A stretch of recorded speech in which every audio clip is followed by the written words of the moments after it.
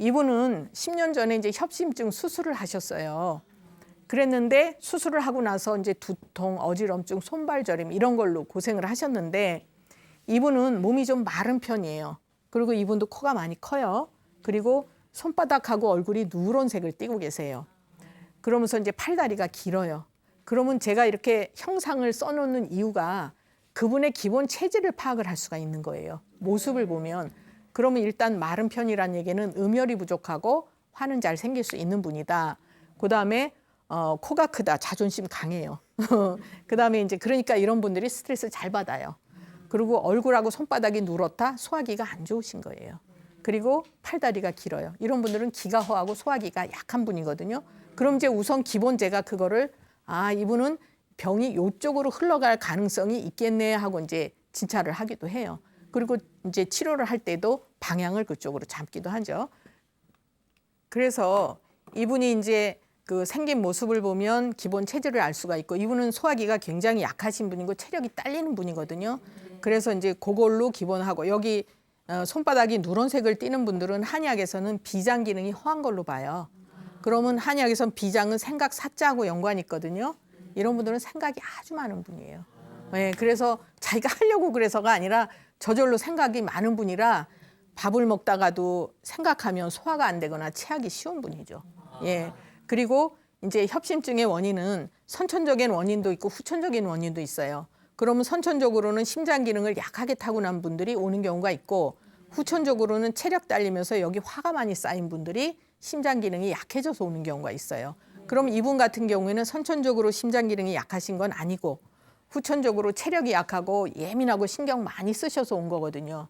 그래서 일단 이건 이제 수술은 하셨지만 이분이 가슴이 두근거리고 벌렁거리고 이런 증상이 있으셨거든요. 그런데 그 증상이 수술만 한다고 좋아지지는 않아요. 이분은 수술을 하셨어도 이 협심증 수술을 하면서 눈앞이 깜깜해지고 머리가 아프고 어지럼증이 생기고 그러면서 가슴이 뻐근하고 이게 협심증 증상이 뻐근하고 이렇게 쪼이는 것 같고 이런 증상이 있거든요. 그리고 이렇게 있으면 천장이 빙빙 돈대요. 그러니까 막 어찌러찌러 해갖고 이제 활동이 힘드시는 거죠. 거기에서 그래서 이제 응급실도 몇 번 가신 적이 있고 그다음에 이제 입이 잘 마르면서 소화가 안 돼요. 소화 기능이 약하시다고 말씀드렸죠. 그리고 이제 손발이 저린 증상이 있어요. 그리고 이분이 또 당뇨가 있으세요. 그래서 현재 심장약하고 당뇨약을 드시고 있거든요. 그러면 우리가 당뇨는 대개 어떤 분들 걸리시는지 아세요? 잘 먹는 분들이 걸리죠. 옛날에는 당뇨를 부자병이라 그랬어요. 이제 우리 먹고 살기 힘든 시절에 많이 먹고 이런 분들이 당뇨가 오기 쉬웠는데요. 요즘은 이분은 당뇨가 올 수 있는 시절이 절대로 아니거든요. 그럼 이분은 스트레스로 온 거예요.